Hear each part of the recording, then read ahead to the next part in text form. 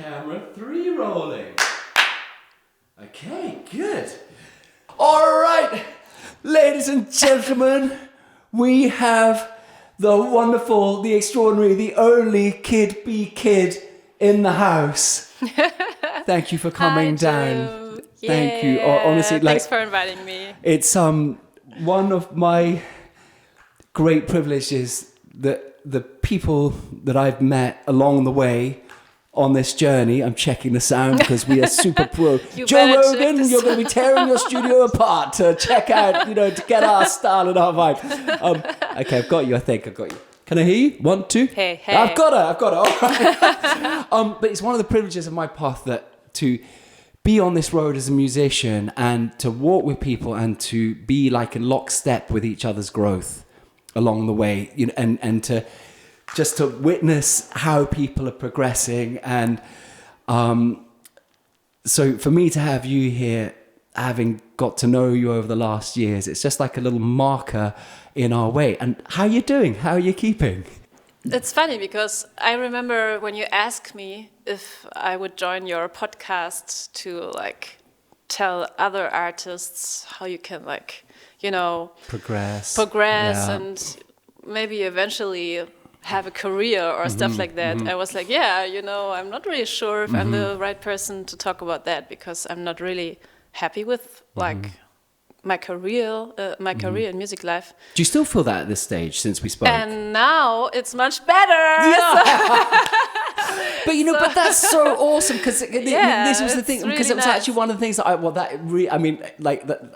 few things make me happier than hearing that from artists, because I know your story, in terms of as a friend, and I've seen you playing in the small clubs and the gigs and the hustle and the rest of it. And it was kind of quite a moving moment for me when I texted you, because you replied via WhatsApp, and I was so humbled. I was like, wow, an artist of this, I consider of such stature, writing back. And just so anyone listening, I'd written saying, look, what we want to do is we want to offer as much value as possible for any creatives who are listening, because that's one of my goals with this podcast, is that we can explore ideas and creativity. And you wrote back and you're like, I'm not sure what I've got to why people want to follow me on my path. And my immediate thought was, a thought and an emotion, and the thought was, this is precisely why I need to get you on, because you are diehard in what you are doing, and it is irrespective of it, be it a wonderful moment like it is now, or it's a really tough moment like it is before. You just go on. How do you have that? Where do you find that mental resilience from, Sani? I don't really know, I have to say. In those moments when I'm really sad and depressed about the really fucked up music business, it's not easy, especially not with what I am doing. Then I think I get my courage from talking to my friends and talking to other musicians who basically suffer in similar ways, and from going out to nature, and from stepping back a bit from the whole idea of having a career, and to to remind myself that it's actually way more important to have a healthy life, to be healthy and to have the energy to do stuff, basically, and to not live in a war, and right, basically, we live in a war, but we don't suffer directly from it. That's what I mean. And but in a mental context, it is a struggle for so many artists. But it is really a struggle. But I have a feeling I always had a lot of struggle in my life, privately, with my body, with my family, and I think I'm kind of used to it. And what I learned is if there are beautiful moments, beautiful days, and I mean, also I know I'm a privileged person born in Germany, as a white person, have been educated and, I know about my privileges. So when I suffer, I remind myself of, like, at least you have a life, you know what I mean? Like, and then I'm like, so fucking do something with it. And then I'm like, okay, so go back to practice, write new songs, and also don't hide too much, because I never had really good contacts to the music business, and I mean, it's also a coincidence, but it was also caused on me never, like, going to these people and trying to make the contacts. Well, that's very interesting. So when I remember when we first met and you came around, we were having a cup of tea and we were talking, and I'd seen you play and we kind of got to know each other sort of through the scene. And I remember saying to you, I was like, you're such an extraordinary artist. And, what about building in some broader contacts there? And I specifically was talking about on the management side, because I felt, wow, I just felt you were so primed and ready to go in terms of, like, your career and where you wanted to go. And you you listened, but then you were like, no, I'm good where I'm at. And I loved it. I think it was stupid. Well, maybe. Now I would say it was stupid. Well, yeah, no, but I related to it because I was like, this is a punk rock mentality. Yeah, it was. But really, from a point of view, nowadays, I would say it was stupid to not, like, follow each possible, like, to walk through each door that opens. Like, for example, you telling me, maybe I can help you to find a management or whatever, like, maybe I know somebody that knows somebody, that's like stuff like that. I should have said, yes, please. And I think it was a mixture of, like, not wanting to, like, annoy someone, to maybe not accepting help also, Yeah, which but is a big also thing. to feel insecure if I trust someone who, like, works for me but also takes part of my money. Of course. And maybe someone who, like, tells me how I should look like and how I should behave and what I should write about and stuff like that. But now I know it doesn't have to be like that. Sure, like, but then again, to counter that, I think that at that point you were in such a state of formation that it was like, right, I'm going to become who I am at this stage in my life by going through what I need to go through so that I can get to that state. Because whatever happens, when you bring in manager, record companies and the rest of it, there is part of the process is that you have to be open to outside ideas and the rest of it. And if you are right in the middle of your formation, i.e. if it happens too young, which it does to a lot of people, which of course can be exciting and transformative and adventurous and offer all of these different things. But if you're at this point where you're thinking about your art and your sound, you've got there's other aspects of life, like you're saying about body or society and who I am and the rest of it. So you don't know, like, that might be the very thing that brought you to this point of power, that you know yourself now. And would you say that? Like, would that be a perspective, or would you still go, nah, we're shut down? Well, no, I'm interested. You never know, huh? Yeah, well, but that's it. That's it. You never know. So what would you say? What would you say to the artist if you saw that young woman back then in such a similar conversation? What would be your advice that you would give her now? I think accept help, and at least you can, like, meet those people, and it doesn't mean that you will start to work together. Like, meet the people who eventually could help you with your career, and get to know them and try to get a feeling if they are the right persons, and maybe just don't sign a contract for 10 years.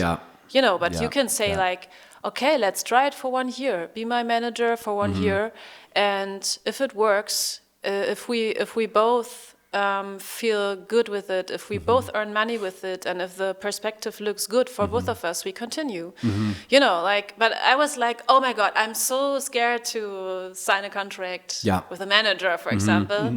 So yeah, basically I would tell her, don't be too scared to work with people, you know. Yeah, yeah. And would you, I mean, it's interesting though, because I think with some artists, they're so interested in, on the career side, that the networking can get in the way of the creative development, which I think is a danger for some people. And I mean, I think if I was advising someone, I would be, at this point, I would be, well, as make sure that you are digging into that space. I call it the dark room. It's that dark room space which is the only space as a musician or as an artist where that is the space that you need to learn to coexist with in order to develop.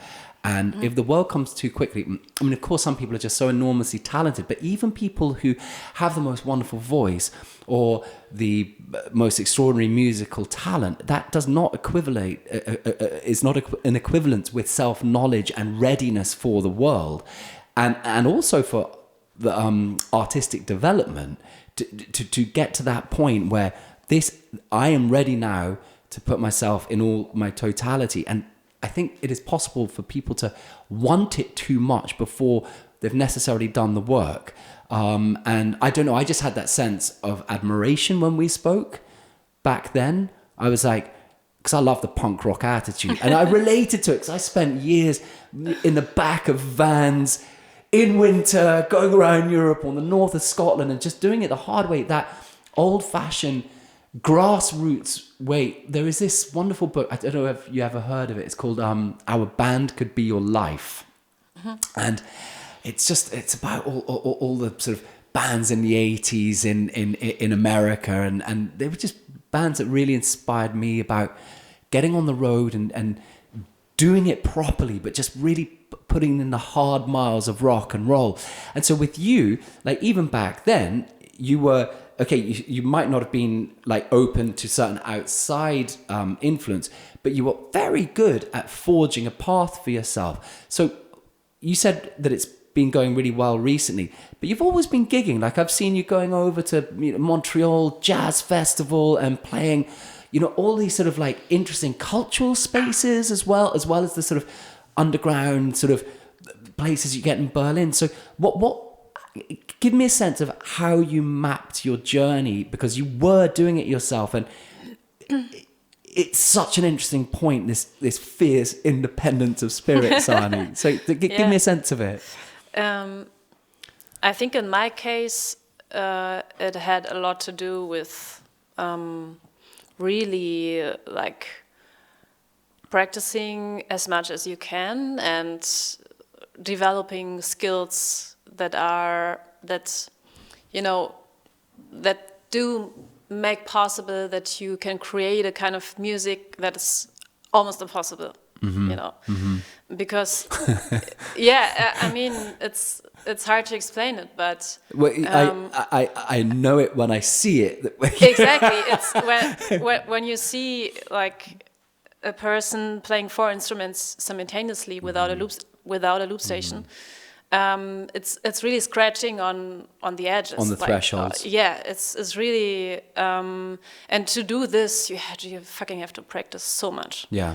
And I think because I used to make music my whole life, but when I started Kid Be Kid as my main project, it turned out pretty fast that this is really something unique. Like there's nobody who's doing that, basically.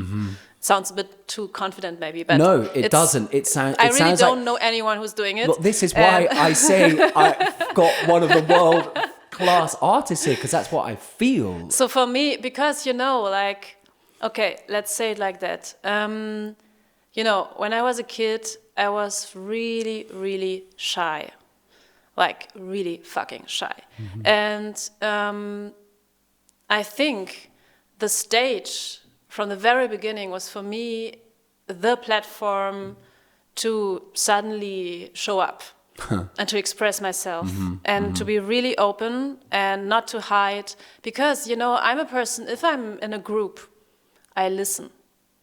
You know what I mean? Like, I'm not the one who will like entertain everybody. I love those people who do that, but I'm more the person who will like listen and watch, and you know, my senses are in the whole room, and I get everything that's happening around. And when I'm on stage, then suddenly it's my space, and everybody's watching me, which is not like the usual situation, you know.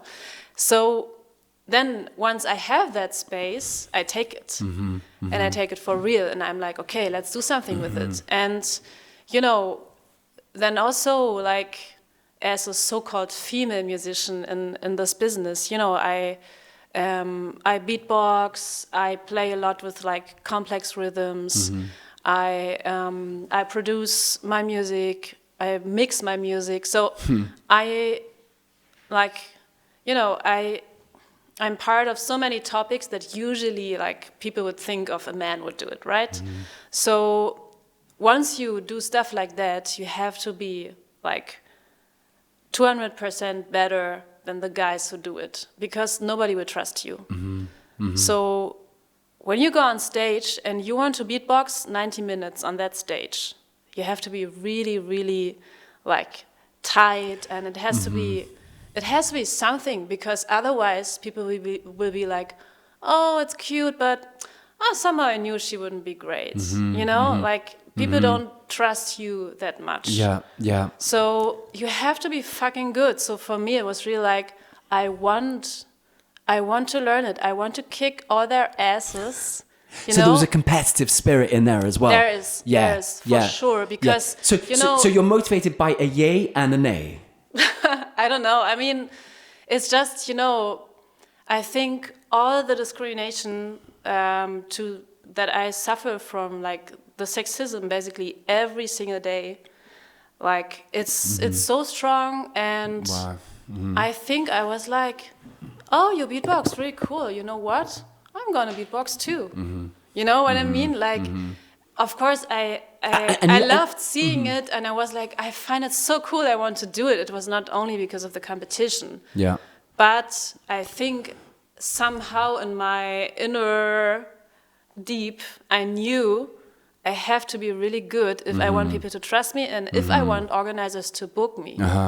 You know. But that's so interesting. The color of the fire. Yeah.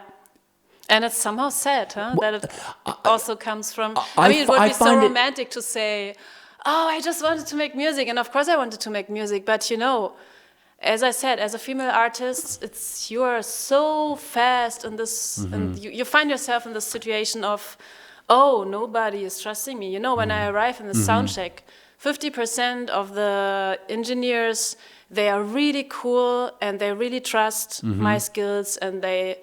trust that I know what I want, and I'm really happy with them. And the other 50%, they're like, oh, wow, you want to tell me what I have to do? And I'm like, yeah, because it's my music and I know what it should sound like.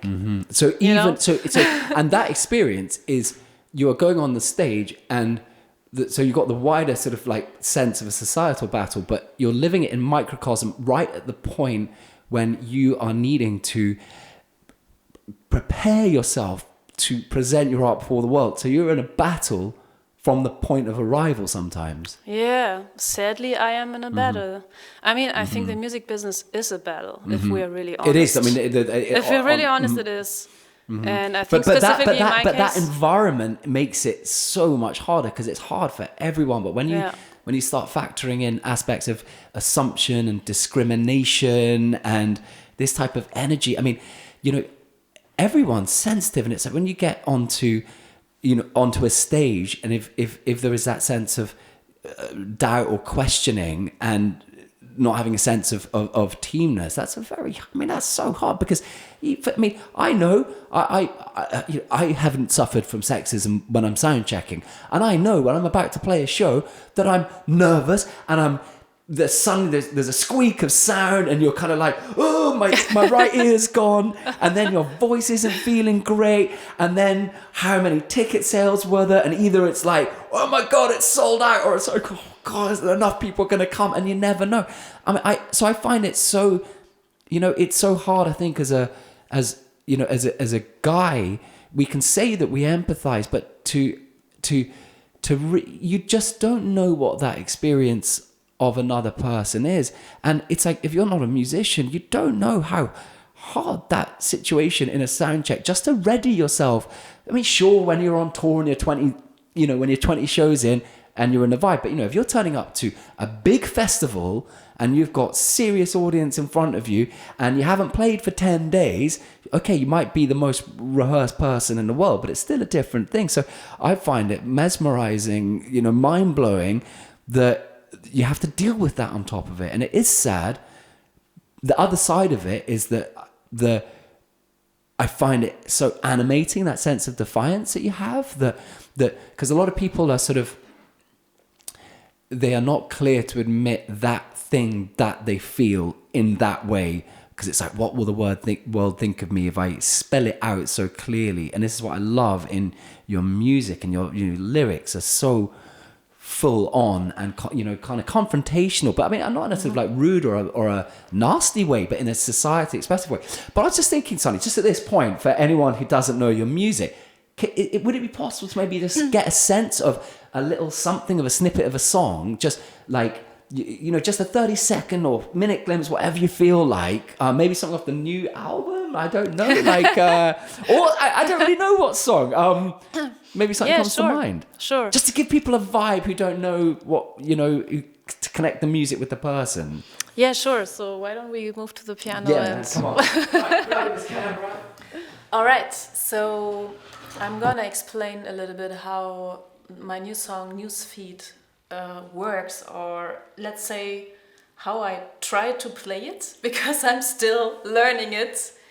It's like the most easy song to listen to from what I ever did, but the most difficult song to play. So when I try to beatbox and sing and play at the same time, I first have to figure out how all the layers work on their own. So the lyrics, I'm checking the news feed and nothing is better than before. So I just have to understand myself, what I want, how I want to sing it. So the lyrics go like, I'm checking the news feed and nothing is better than before. And now I want to put the beatboxing at the same time. So I can use every consonant as a beatboxing sound, or so for example, a B can be a better, already the first letter of the better. But also I can find short moments where I put the beatboxing so quickly that nobody will get that it just happened, basically. So I would just demonstrate it very slowly. So let's say we just want that really simple house music beat, which goes like, of course it will be faster, but let's say it's like that. Bass drum, snare, bass drum, snare. And then I sing the vocals. So I have to do it like, I'm checking the news feed beat.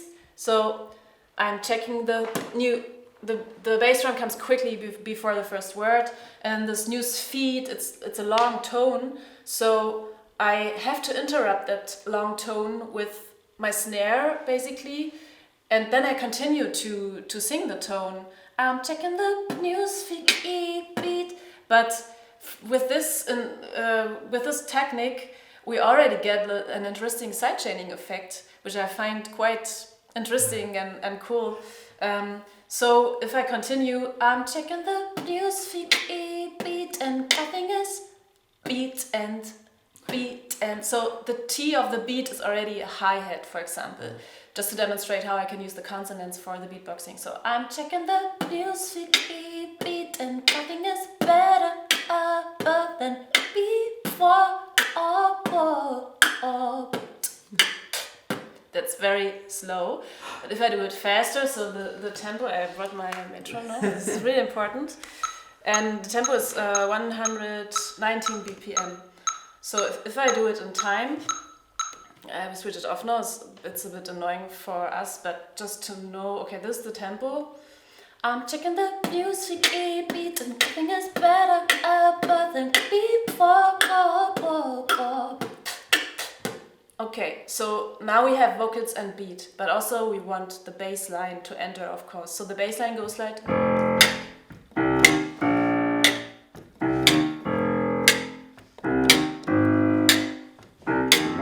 So I already did the snare to demonstrate that some tones of the bass line are like shortly before the 1 or shortly before the 3.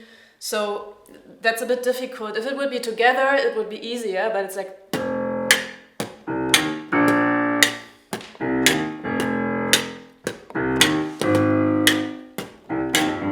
Okay, so far, and now with the vocals together, I'm checking the music beat, nothing is better than before.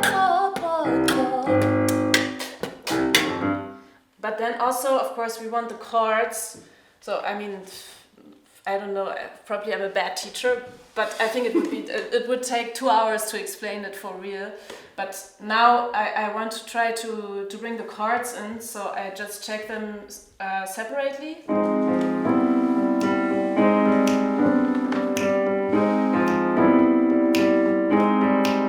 I'm checking the music beat, and nothing is better than before. So that's how it works basically when I sing and beatbox, but then also sometimes I play, you know, like instrumental parts when I don't sing at all, and I just, you know, try to keep the groove going and eventually make people dance at some point, or just, you know, having fun, whatever. So then I have more time to do more stuff in the beatboxing, of course, because there are no vocals, right?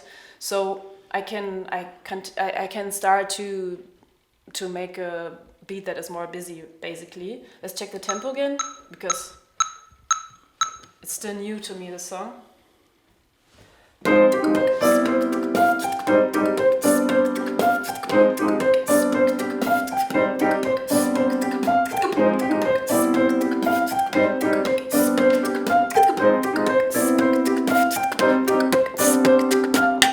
For example, so then I have more time to use my... Yeah, I'm really not a good teacher, but... Oh, yeah. it's just so lovely to be so close to it, because you just, you know, I just see it on stage, and then it's like, oh, there it is. And now there's no microphone, Yeah. and, you know, now it sounds really, dry, and there's no volume, but... For example, on stage, if you have the huge PA system, and then also, you know, it's not only a piano, there's a synthesizer with like sub bass and some other synthesizer chords, and then also there can be a nice mixing of the beatboxing, that the bass drum really sounds like a kick drum actually, and not like, you know, like a fort. Like, so yeah, there's pretty interesting things that you can do in the live mixing, that it will sound like a band in the end, but it's maybe interesting to see it really acoustic to understand what I'm actually doing, right? 100%. I mean, it's like seems even more mysterious actually, because it breaks it down to the elemental components, and you're like, oh, that's really hard. Yeah, well. Get around, but it is a type of algebra. Oh, thank you for that one. Algebra. Yeah, you're welcome. I mean, it's literally so someone's seeing you live, and and in that one moment, an audience can have no idea the amount of time and intellectual rigor.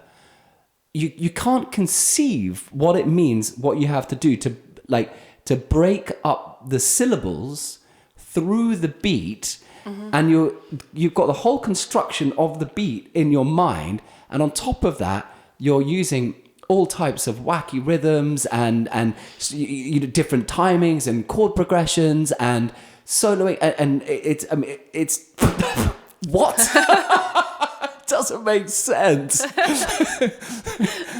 Explain yourself. Like, God, thank you for just this sort of micro dose of that you do. It's it's like it's like a portal into another world. And I find it interesting in terms of the motivation, because I'm sort of very, I think sort of nowadays we are so often through social media trying to present the good in us or the best in us or being hyper aware. All good things, don't get me wrong. I like goodness, but you have to marry that with the darkest elements of what you experience in life, the savagery that exists in nature, from being born to the fact that we are on a short timer here. This is the amount of time we have, and there's nothing that we can do about that. And so I find it very moving that you have such a sort of actualized sense of your motivation. And I mean, for me, the expression is pure joy and wonder that comes out in the music, even when you're dealing with difficult topics and the rest of it. But I find it very powerful, and maybe that's sort of what draws me so much to you as an artist, beyond, because it's not the technical side that draws me to you as an artist. It's that something. And for me, it's like, wow, when I see people who've got this potential resolution between those dark corners inside them, and they have real conversation with them inside them, but also what they're fighting outside. But it's like, I find it, how would you say that, like, I just, the way that you energize that emotion, does it help you when you're really having to grit it out in the dark room and learn stuff? Because you must have extraordinary powers of concentration and focus and resolution of spirit to go in day after day to learn this stuff. What do you mean? If it helps? Does it help you when you're struggling with your energy? When do you use it in an active way? Like if you're in an energy drop sometimes, is it something that you're sometimes conscious of? Like to... You mean if the music helps me too? No, I was meaning actually more the fight against, whether it's the sexism or the battle of the music industry. Like when your energy is dropping, do you draw upon that when you're feeling sort of weak or unmotivated in the rehearsal room ever? I mean, the good thing is that music gives you also so much energy, right? So often when I don't have energy, and I know I just have to start, and once I start, it will be better. It's really like fucking sit at your piano, play some chords, and something will happen in your heart, you know? But do you just going on to that, okay, I've got to sit down at the piano. Do you go through periods of resistance before you sit down? Yes. For example, during the pandemic, I almost, I was making music, but there were bands who produced 3 or 4 or 5 albums during the pandemic. Me, I was like, really? What should I write about? About really, really dark time. And so basically I think I wrote 2 songs in 2 years. And then after the pandemic, did you feel blocked? Yes. But I was also really sad and not in a good place. And also other things happened in my life during that time that I was really not feeling so well, and I didn't want to write a depressed album. You know, I somehow had a feeling if I wait until I feel better and until I feel like actually writing songs, I somehow already knew I want to do the opposite. I want to write a positive album. And of course, I'm always melancholic, and I'm always deep, and I'm always critical and political in my music and in my lyrics.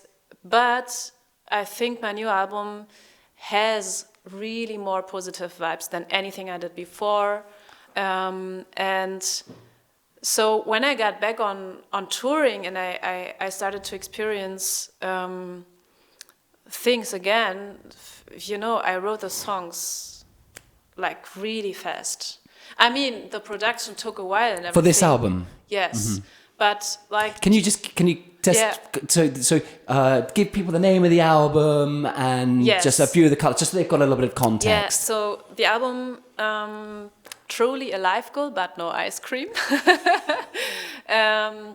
It'll come out on the 9th of June. So soon, so exciting. Really soon, yes, exactly. And there are already 3 singles out and also 2 videos. And they're doing great as well. It seems like there's a wicked reaction to them. Yeah, there's some reaction, and I mean the best great thing videos is too. Great videos, yeah, thank you. Yeah, really cool, really cool. Yeah, and I mean the best thing that is happening right now is that I actually get booked to really good festivals, and I play on really good stages. Wow. You know, where you have a huge audience and a nice sound and a nice light show and everything that you want as a musician, and I'm just like, oh, finally it's happening. What's the feeling? Good. What's the feeling? How does it feel? It's such a relief. Now it's another game. Now it's like, okay, I have some really important concerts to play, and you know what I do? I practice. But it's different because I practice for something specific. You know the why. I know why I do it, and I'm like, already imagining the stage and how it's gonna look like, and I'm like, okay, which songs will I play, and like how will I build the tension of the concert? What kind of audience will be there? And I mean, of course, I'm also excited and a bit stressed about it, but I'm also really, really happy about it. That actually more people will like listen to my music because I don't make music only for myself. I really also do it because, I really love people to listen to the music, and I really enjoy if they feel inspired by it, or if they just feel something when they listen to my music. And it's weird if you produce music and almost nobody listens to it because you're just fucking unknown. And that is the pain point of musicians. And so I want to jump back in time a second into the sense of resistance when you were feeling blocked or feeling resistant to do it, because I think what's so exciting, I think, for other artists who might be listening is that you're arriving at this point, which I want to discuss more, but at this point in your life where things are moving, but it's coming out of all of these experiences of being in the dark, of being blocked at times, of being unsure. And I don't know, I wonder, like, what would be your message to yourself and therefore to other artists when they're in that sense of resistance? How to keep faith? What would be your words of encouragement or motivation for them? Well, I think it's possible that it's a long time of falling and standing up again. And even me, I don't know how the next years will look like. Now it looks good, but there's always some kind of uncertainty about the future. I think it's really every day, it's a decision if you are willing to agree to this uncertainty, and I don't know how long I will agree to this. Maybe at some point I will say, okay, that's it, because I don't know, but it's really hard to say. In my case, I told myself, you can stop at each moment. If you don't want it anymore, you can stop. So you were kind to yourself in your inner and do something else. You can learn something else. But then I knew I don't want to do anything else.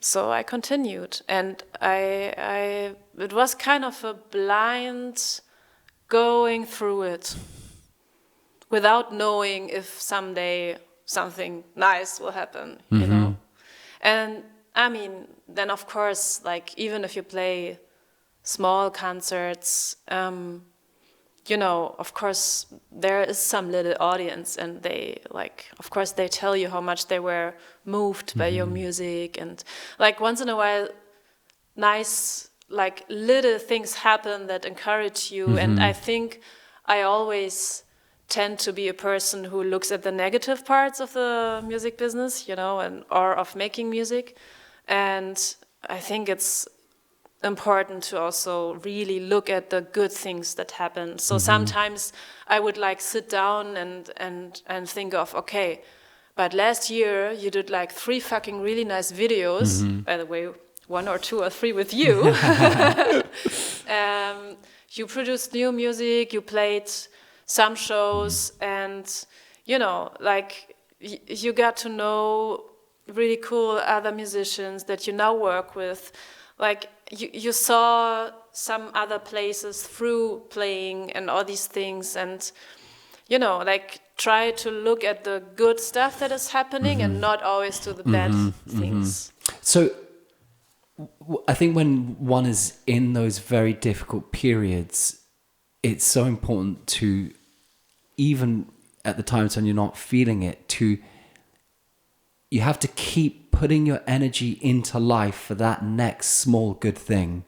It's and I think that's the toughest part when you're sort of in the underground, because sometimes it just feels like nothing's moving, and you have to exist on blind faith. Yes. In this, and it's a space of sort of the absence of everything, and yet something in your heart flickers and says, no, there's something that I need to put into the world, and you don't know quite why, but you keep going towards it. And I think what's so lovely in your story is that through that experience of existing in this space over the years and at different times, and then in the pandemic in a particular time when there was no opportunity. I mean, it sounds like your flame flickered very, very low. You know, I sometimes think it's like in an abyss, and it's like there's nothing around, and that kind of creative fire is just at the center of it. And sometimes you just got to do everything you can just to keep it alive, you know. But you kept it alive. And I think if there's other artists out there, it's just to remember that you keep doing those small things. I always think of doing that next smallest thing as best you can, no matter how small. And when I see you, when you are explaining your process, that's what I see you doing. And of course, at the moment, you've got that wonderful big motivation towards the big festivals. But that's now. You've been doing that for years and years and years in the dark room. Yes. You know. Exactly. But that's the kind of thing. It's like this mythic idea, because skill like that doesn't come out of anywhere else other than a human being sitting in a room on their own. And like, of course there can be excitement and amazing things that happen in that, but you have to reconcile yourself with everything inside you to endure that. And it's no small thing. And I often have the feeling when I talk to other musicians that they get blocked by, certain things that they don't dare to touch, like, for example, technology, or, like music software, or rhythm, or, and me, I'm like, oh, but I can learn it, and of course, like, sometimes I need a while to really start to learn it and to really sit down and, but I think it's, I know many musicians who are like, yeah, but I cannot do that because I don't know how to use Photoshop. I don't know how to use, DaVinci Resolve. I'm really not good in technique. I'm really not good with computer and software. And, and I'm like, yeah, but then learn it. Because if you don't have the money to pay other people to do it for you, which was my case. I never had the money to do that. So I was like, okay, let's learn it. So I learned everything. I learned everything around the music, not only the music itself. I learned recording, I learned producing and mixing and arranging, and how to edit photos and how to edit video. Basically everything that you need to start because you have to show your work in a way. Yeah. Like, you have to show it. Otherwise, nobody will, discover you. Yeah. So, I would really tell, that's really something that I think I'm good in, to, not to wait until somebody will do it for you. Yeah. Do it yourself. I think it's a principle of artistic emergence, and I love. I when I was listening to what you said, the learning is the guide, and I think one of the things that's so easy to do is to wish that there was a guide that was going to come and make everything right for you, and it might sound tough, but the reality is that you have to acquire the skills to go forward. I look at my journey and it's been a very similar process. And so often, in order to carry on as a musician, I've had to do the exact opposite thing that I need to do to carry on as a musician. And it's that Patti Smith thing. What's your advice for musicians? Don't quit the day job, and get your teeth cleaned. but it's that thing but the thing is if you follow that pathway of miniature skills, and I think what it does is it teaches you the humility before the world that, okay, I don't know that, and I don't care if this is going to take me 3 days to learn how this compressor works or how this shortcut works in DaVinci Resolve or whatever it is, but you just bow before it and you make yourself available to it and embrace all the tools that are out there. And the thing is that after years and years and years of doing that, you start stacking skills in different areas, and then suddenly they start cross-pollinating. And by making all of these different skills, you become, of course, everyone on their inside is fascinating, but once you put that uniqueness in that every human being is unique into all types of different skills, that unique combination, it's a pathway to you don't damn well know where. And one time when we were doing a gig filming together, we've hustled together through the underground, you know what I mean? And it's like, that's so cool. And the thing is, I think people also really admire the ways that we are humble before the world, the ways that we just make it work. When so Dean was the first podcast in this series, and it was a similar story. And it just, for me, it just makes me like, it's like, I don't know how to express it when you're before someone else's path like that.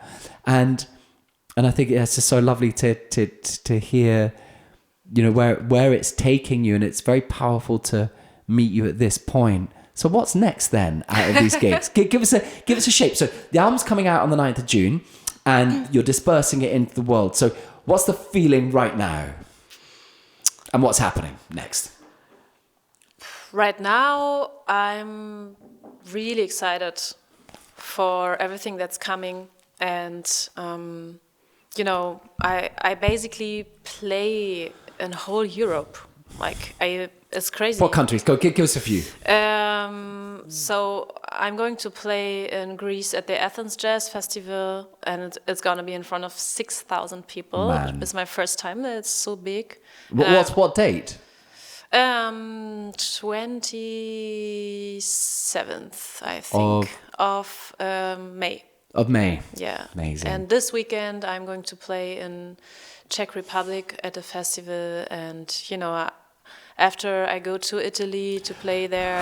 And what triggered it?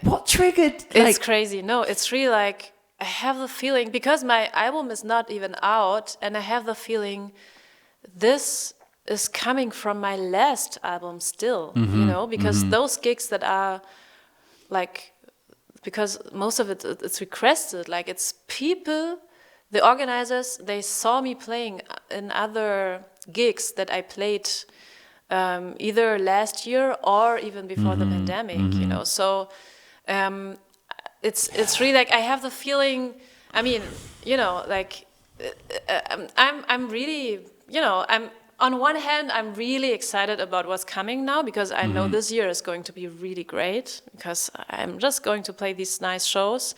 But also, I don't know what's going to happen with my new album. Like, it can be, it's a kind of a success, and then maybe Go my to another career level really again. goes bigger now. Yeah, Can yeah. also be nothing will happen. Yeah. You don't know. But I think this is the point: is that you make your own safeguards because, and it's very interesting that you are noticing that all the concerts you're getting at this point.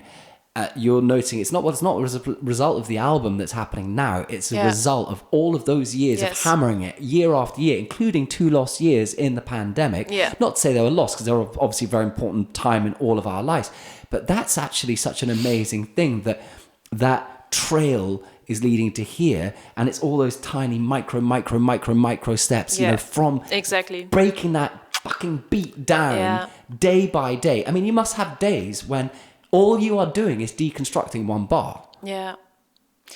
And also, like there's maybe one interesting fact how I got to play these shows, because everybody's like, yeah, but how? Like, I remember myself reading, the biography or like interviews of other artists, and then they were like, yeah, and suddenly it worked. And I was like, yeah, but how? And I can tell you really precisely how. For example, to give you one example, last year I played in a festival, and I actually played at this festival because the organizers of the festival, they decided to get a female musician who's actually my friend, not my best friend, but like we are friends, we know each other, and she was co-curating the festival. And I mean, it's a cool idea of the organizers to say, we don't want to stick with our own, friends and artists we know. We take somebody to co-curate the festival, to find new artists that we don't know yet. Yeah. That was a really cool move. Yeah.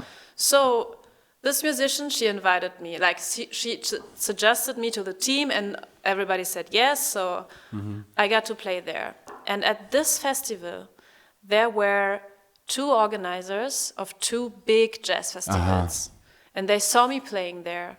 And then I got booked this year to playing once in one of the festivals and playing 4 times on the other festival. And both is international. 4 times at the same festival? Yeah, I basically play every day at this.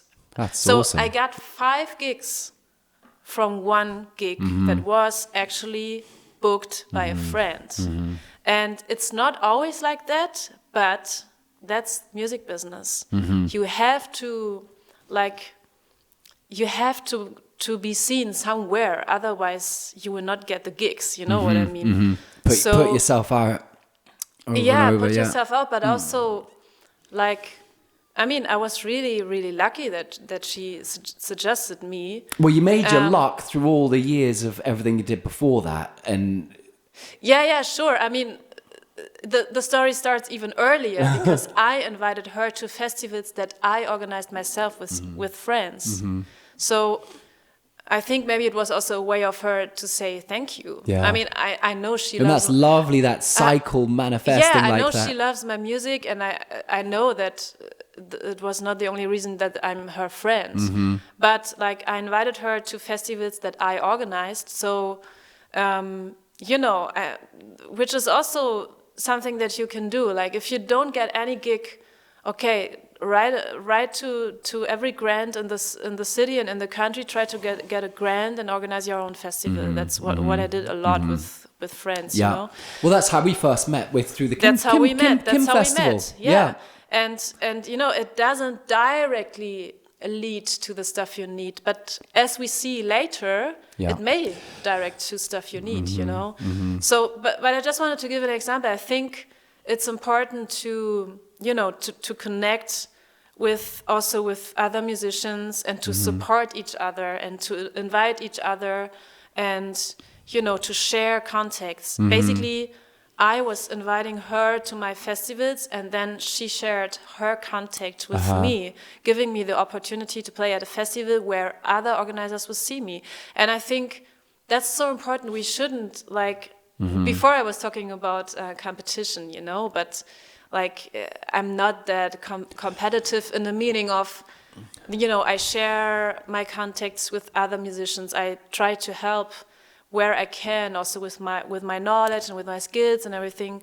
So for me, it's more like we are all in the same boat. Yeah. And we really should help each other. And if you just played at a festival, you can you can suggest other artists to that festival. You don't lose anything if you do that. Yeah, you spiral upwards together. Yeah. But that's your yay. And you were talking about this, the other side of where it comes from, and that's the thing, is that you have to integrate, I think, these two aspects of the spirit. And I mean I think that's the hearing how these different micro moments, you don't know what that person sitting next to you in that bar, or that person that comes up to you after that gig, you never know. One of the lovely things that I find so wonderful at this point in my life is seeing the younger musicians coming through in Berlin and seeing the talent. I mean, the busking community, what those guys are doing, guys as in the community, the whole bunch of them, they are so extraordinary, and the talent out there, and they've got this get up and go. And I remember when I was on my last tour, and it's been difficult post-pandemic times where last year all the gigs were still getting cancelled. There was no forecaster. I remember going into one of and I was very lucky still to get the tour and then not to have it cancelled. The victory was just that nothing was cancelled. But I remember going in Hamburg, and it was a bit drizzly with rain, and there was this busker out there. He had about 60 people around him, and I was like, man, you know what you're doing. The amount of stress I've had to get this club gig, it was just like, oh man. But yeah, that's wonderful. And so how far into the future are those gigs now booked already? Everything is only for this year. Oh, for this year, yeah. I have maybe two things for next year. So it's really this year, and I don't know more. But dude, that is all you need. That is all you need. So, and it's all I can concentrate on. Yeah, well, of course. I mean, I don't even think about next year. A musician who's got a year planned, dude.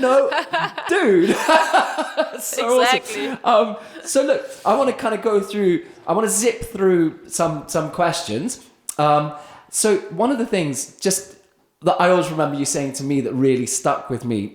So this is the opposite side, I think, of what you talked about, of the resistance. Because I said to you, what's it like for you with when you're rehearsing, Sani? Because I'm so interested in your process, because it's just so alien to me. Like all rock and roll there. A minor, man. And I just remember you said, and I loved this, and I really related to it. Like it was like, and you just said to me, I could go on forever. Oh.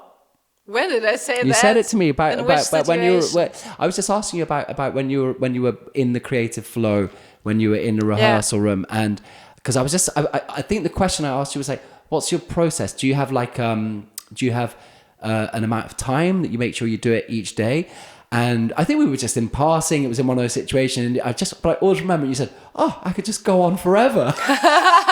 And I love that. Nice. Yeah. So no, but I mean, you've given us some of the colours of when it's harder and longer and stuff. But just to give people a more pragmatic approach to how you do it, do you have a discipline, or like how do you arrange your week? How do you schedule yourself in terms of practice? Because of course, it's a lovely idea that everyone just has a why, and it's just, I'm getting to rehearsal rooms, it's brilliant. But we all know going to dark rooms on your own can sometimes not be the most fun thing to do, especially when they have no windows and terrible sound. Yeah. So what's your process with scheduling, when you're preparing, when you're writing as a musician? Give us an insight. I'm really not structured, and I'm really not disciplined.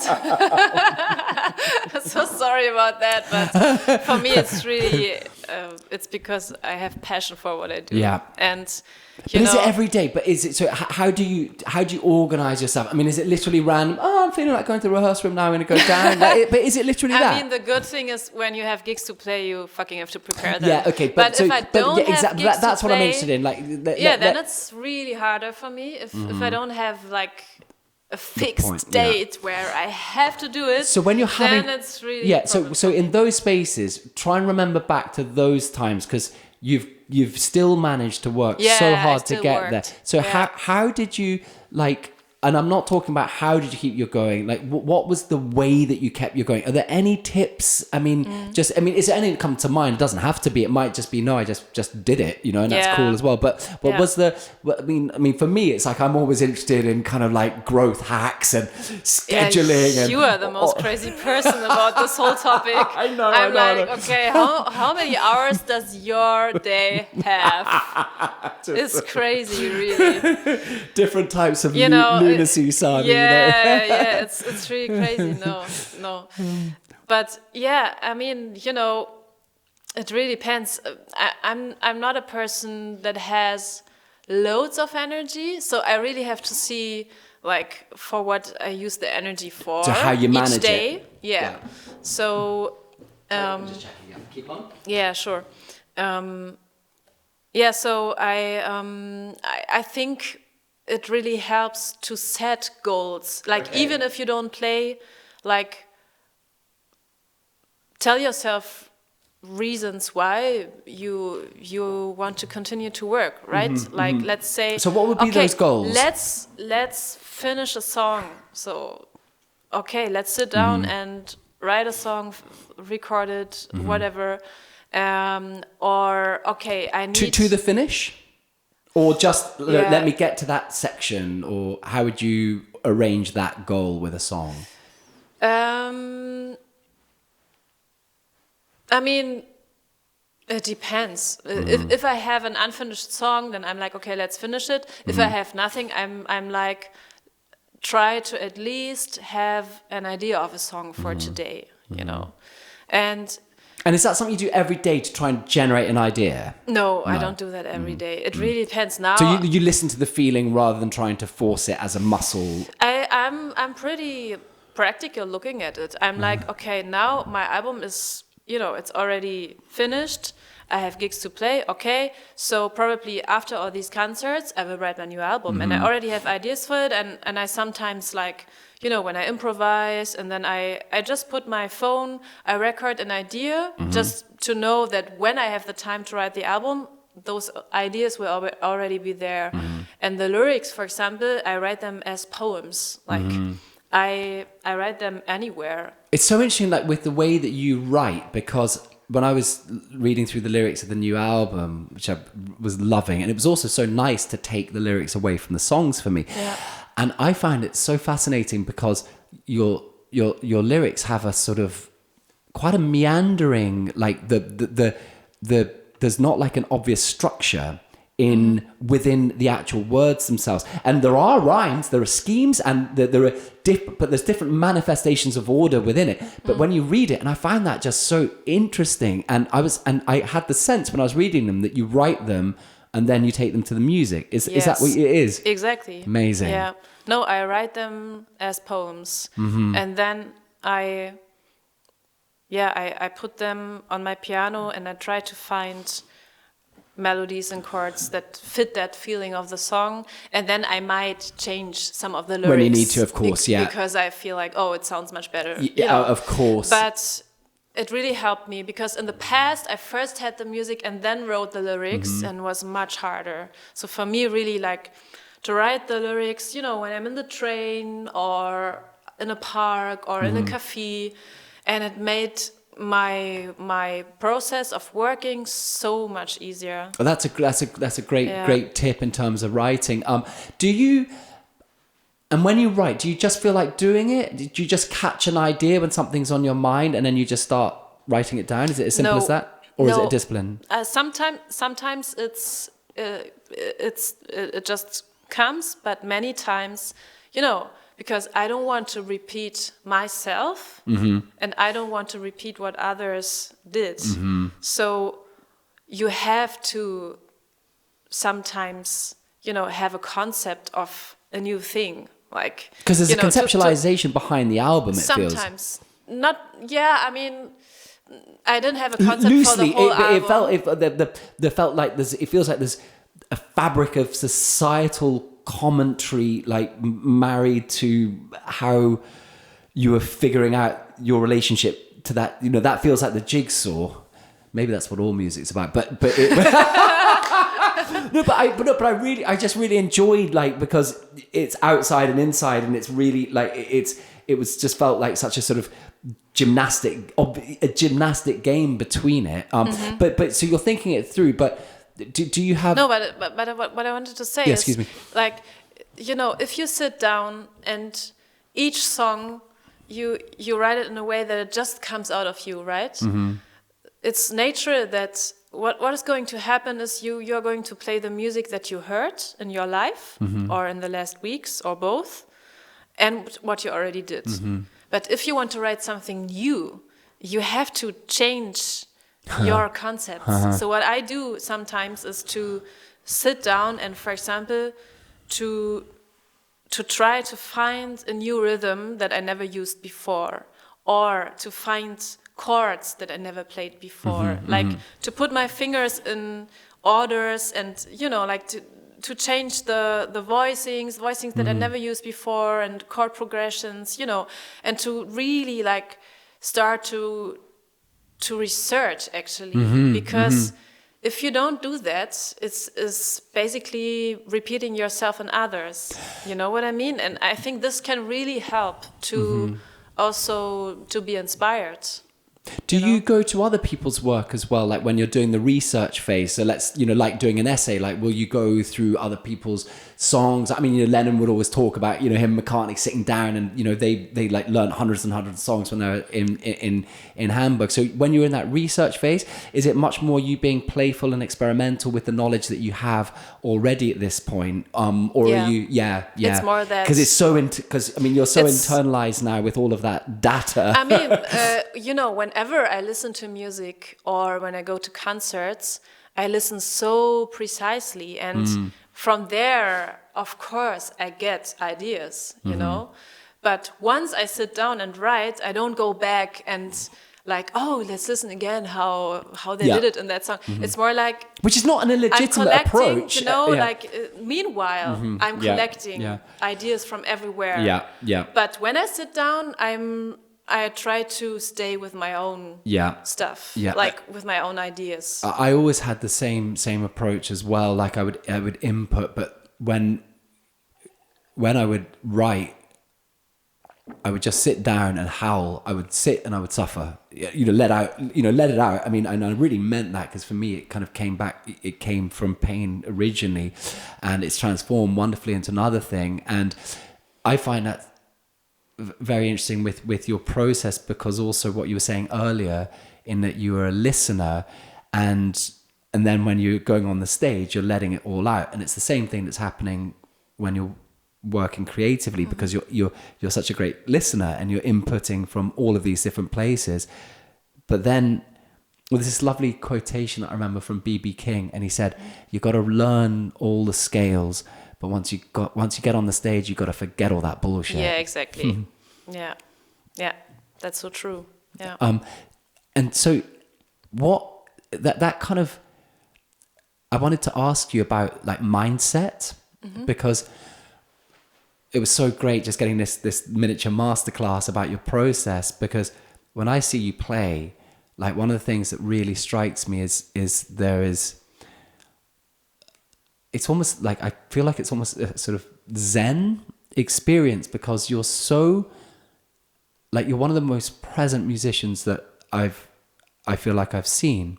And I just wonder, and I know you work so hard on the rehearsal side, but I'm just wondering if you could tell us a little bit about that space. Like, I don't quite know what my question is. It's more like, could you give us a color of the experience when you're in there and you're playing? Like, could you put some words to it? Yeah.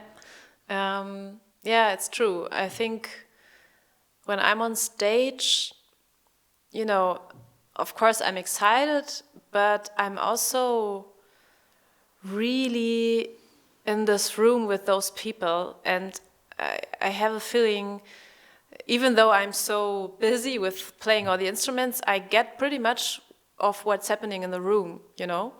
And I experience a concert like an experience that happens together with the audience, even though I don't entertain so much. Like, you know, I basically play my music, and then sometimes people would join me to sing something, but it's not that I make a huge show. I'm basically me on stage. And I think the main thing is that I trust my audience, and that I don't think I should try to be somebody else on stage. You know, I mean, why? It would be really boring. Of course. And also, I'm not.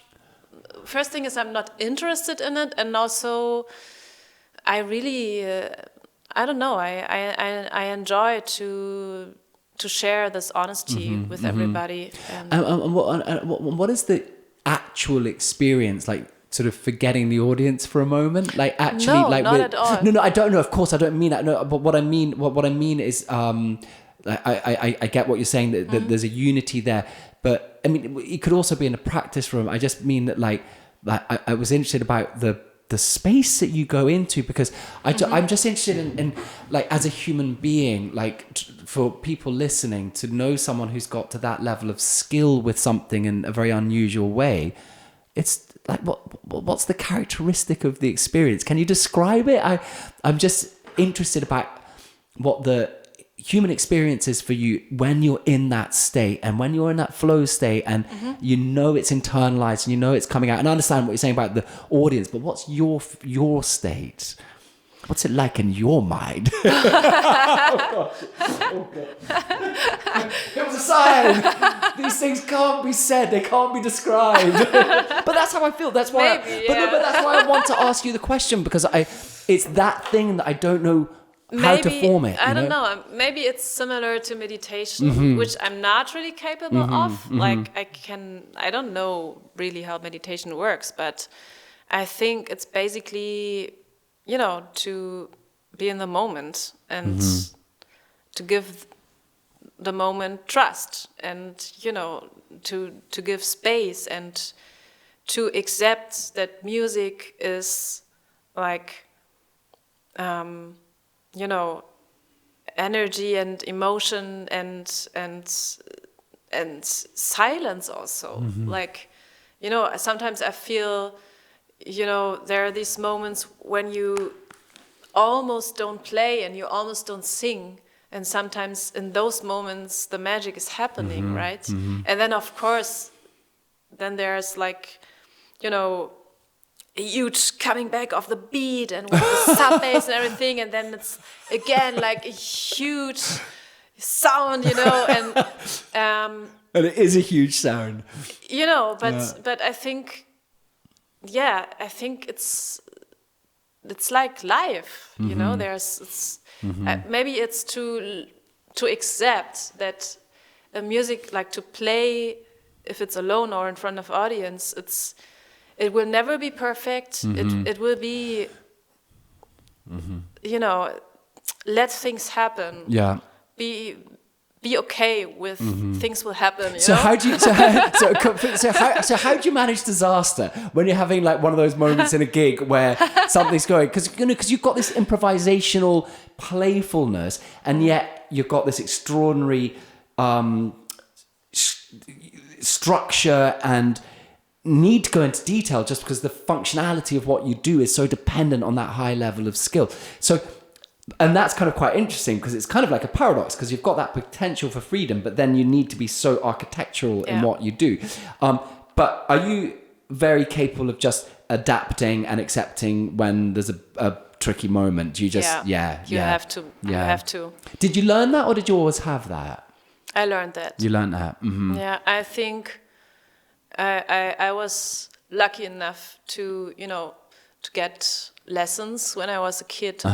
And I mean, back in the days, you know, it was a hobby and it was really not serious and I didn't practice a lot. But I already sang on like, you know, little, like in a room in front of all the parents of the other, you know, kids, you know, but still, like I learned that even if a mistake would happen, you just continue. All of these silly things like batteries. Oh my god, it's getting really low down. Okay, so look, we'll try and wind it up. What I wanted to do, truly a life goal, but no ice cream. What a great title for an album. You think so? Yeah, I just wanted to kind of like, I just wanted to read back a couple of lyrics for no other reason. I just think they're awesome and maybe just see if anything comes out of it. But posers. Yeah. I will drive you crazy. This, not the time to be lazy. Kick your ass, start the fun, fuck the mess, and jump. But I love it. And I love in the video that you're kind of like grabbing off the iPods, you know, from people and kind of trying to plug people back in. And I really, I find that really interesting, this aspect of seeing people, you know, we all see this potential of people being kind of consumed and dissolved by social media. And that's kind of a theme that's within the album. Yeah. And I'm just wondering, where are you at with social media at the moment? What's your feeling about it? When I say social media, what do you think? Yeah, wow. I immediately think, oh, it's such a mess. Yeah. And I basically think it's a huge failure of the humanity. Perfect. So good, yeah. But, okay, so how... I mean, I'm still using it because I have to. Because if you are an artist and you don't happen on social media, you're basically not there. So I have to do it, and I try to find ways that make it fun for me. But still, let's be honest. Most of the people I talk to, they tell me, well, after I have been in Instagram or on Instagram, whatever, I'm depressed. I close my phone, I'm depressed, and I still want to take it back and have a look again, you know. And that's one thing. I think it causes so much depression because you see others' lives basically through their beautiful filters, and you know, you see their best moments, and then of course now, like, also some people share their struggle, which is also kind of, yeah, of course it's kind of cool to show the real life too, but then also, like, you know, people who do that, like some of them, they realize that once you open up with your real feelings and, you know, you write about really, really deep stuff and really personal stuff, you get a lot of more reactions. So what happens is these people, they continue doing that and they tell basically everybody stuff that they would eventually not even tell friends, because it somehow still feels anonymous. How do you say that? And I find it really dangerous that, you know, like to write about your life and your feelings and your struggle, and, you know, and then, you know, I you know, sometimes I read stuff like, yeah, guys, I will not be on Instagram for 2 weeks now, so excuse me that I'm not there for you and that I'm not writing about my life. And I'm like, what? I mean, if you're not on Instagram, just do it. Just be not there. But you don't have to tell anybody, like, you don't have to excuse or, you know, and you don't have to tell about your life. You can tell people stuff about your life, but you don't have to. And I think it makes people addicted. Because to, like, of course, the whole thing makes people addicted, but, like, also specifically this, like, because, you know, like, they try to put content that causes a lot of reaction, so they try different stuff, and then they see it's either being sexy, can be being funny, which I prefer the most, but sometimes can also be stupid because it's not funny at all, you know, or it's really personal. and it's really dangerous. Well, I think that's really interesting what you talk about about the dangerous aspect of kind of instrumentalizing your pain, because it's thanks for pointing it out.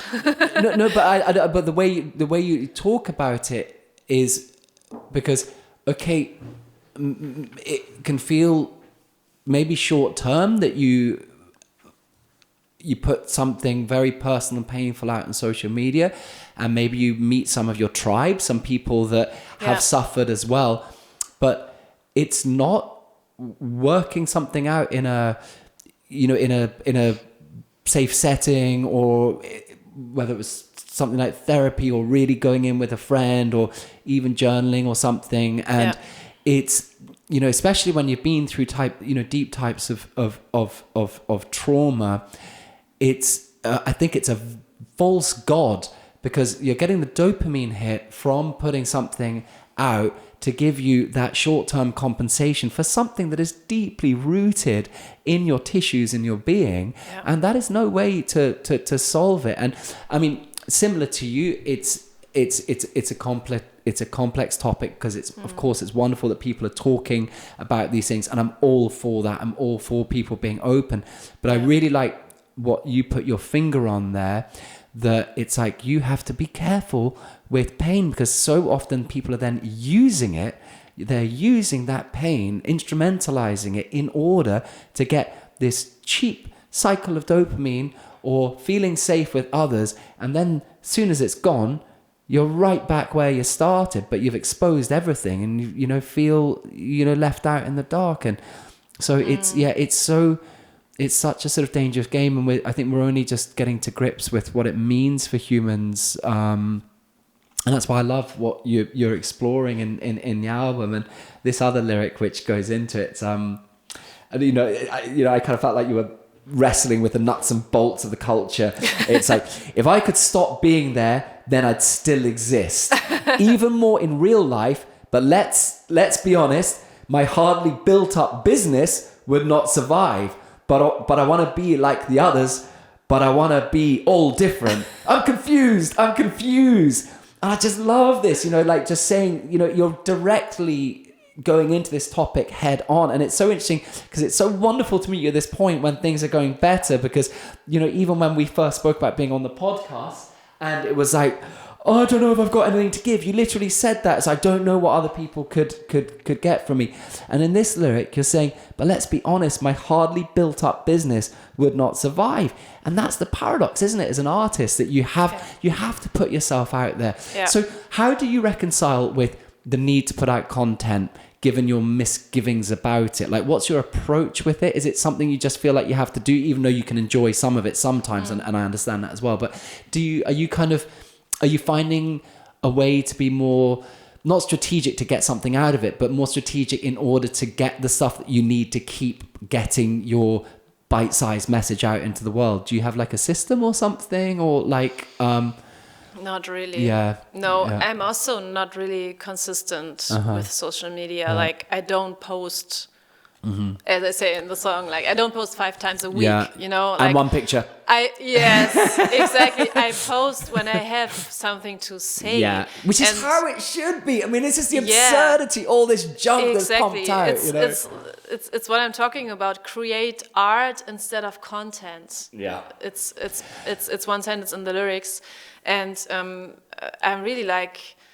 I don't say that all of my posts are art, of course not, because I also post but my new press picture or whatever. No, of course, but I don't think. But I have the feeling many musicians they really sit down and create content, repeating themselves, and and I don't judge them, because mostly it works. Mostly it works. If you do it, if you really take Instagram or TikTok or whatever as your job, and you really do it. But to be honest, some of these profiles, I see them and I'm like, well, but I don't want to be like that.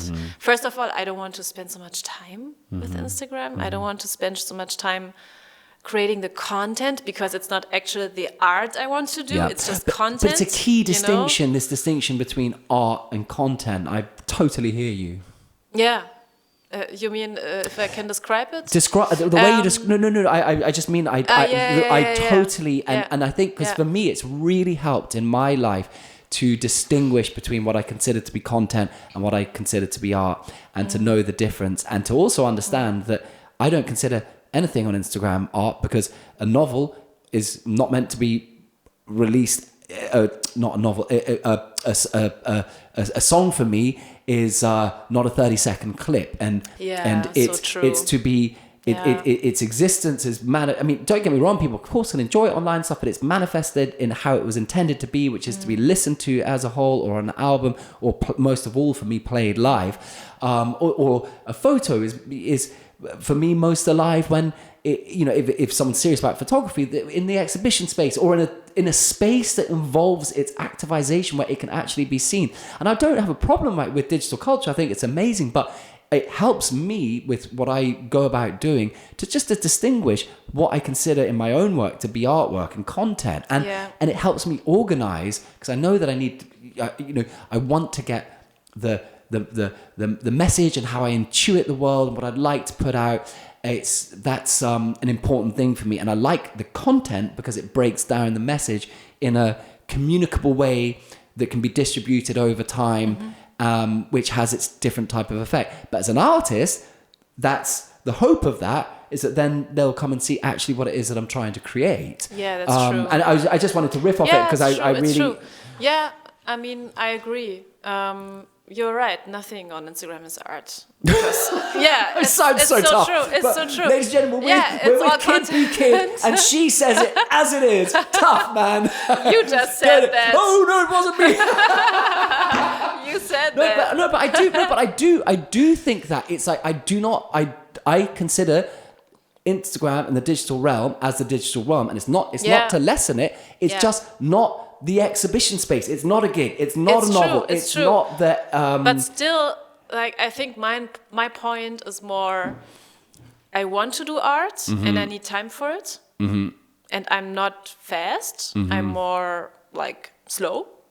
And as I said, I don't have. Is that because you do the toughest damn bars in anyone in the world? Yeah, it's because it's really difficult what I do, but still, I need time for that. Yeah. And as I said, I don't have endless energy. Like, I can be tired a lot. I can be sick a lot. I'm not a person who has endless energy, and I'm conscious about that. And that's something that I think everybody should ask themselves at the end of your life. And you think about what did I do in my life? And you think about, I spend each day 5 hours to produce content for Instagram.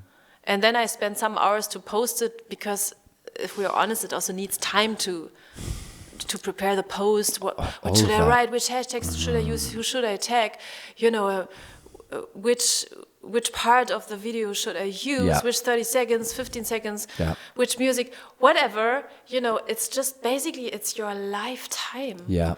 And I think it helped me to use Instagram because people discovered me, and I'm not against it entirely. It's just really think about how much time you want to spend on creating content, because it's not, in this time you don't create your art. You just create content. Oh, and I think you're such a, I feel that you're such a symbol of this point, because when you're making content, you're not doing the deep work that it takes to make art. Like, I don't want to be difficult about making this distinction between content and art, but I know what it is to make art, and I know what it is to make content, and they're valuable in their different ways. And I also have no judgment of someone who is a full-time content creator, because there can be an amazing artistry in that. What I find wonderful and exciting in the context of what we're talking about is that you've spent those years on your art, and you've done a bit of social media, and you've done, you do enough to kind of to get yourself out there. But the thing that is driving you forward is the expertise and the way that you've gone into yourself to find your idea and your message, and you've created the technique, and you are delivering it as a unified whole. That unified whole is what it is for me to make art. And it's just wonderful that the world is listening, Sani. Thank you so much. That's sweet to say that. Well, look, I wish you every luck with with the album. May the tidal wave keep growing. Thanks, Jim. Thank you so much. For you too. Thank you so much for coming down. So, ladies and gentlemen, that is Kid Be Kid. The album is out on the 9th of June. Yes. I got it right. That's amazing. And everyone, just please go and check out this extraordinary artist. And will you play us a little something before we go? Just a little something, just like, give us a minute of something of one of the new songs, if you're up for it. Of one of the new songs? One of the new songs. Okay. It doesn't have to be the most difficult this time, Sally. Which one is this? Maybe I use another sound. So the song is called Hold My Hands, and I'm playing this one because it doesn't need so much synthesizer. But do you really want to play the whole song? No, but just give us a little clip, just a little taster. Okay. Give us one of those annoying content bite-sized things that we hate. Okay.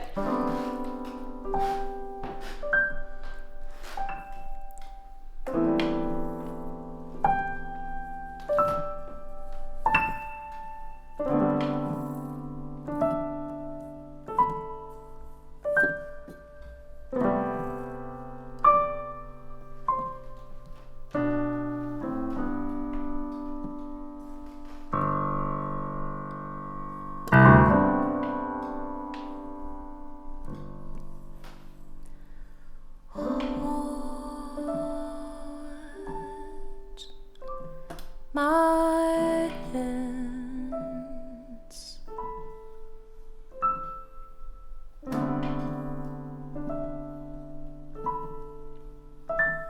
and help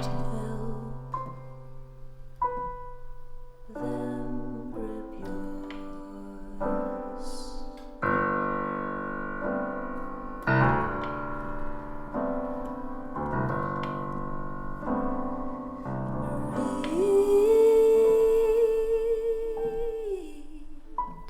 My thoughts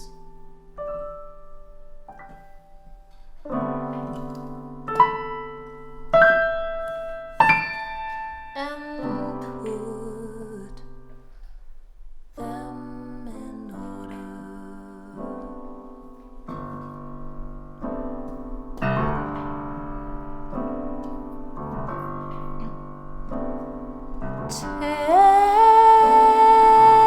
Take a needleland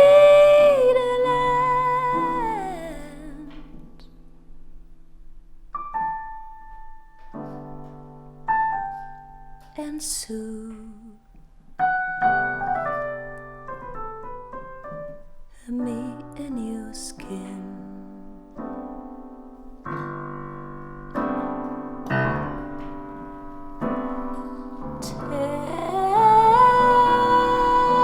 Take me to a meadow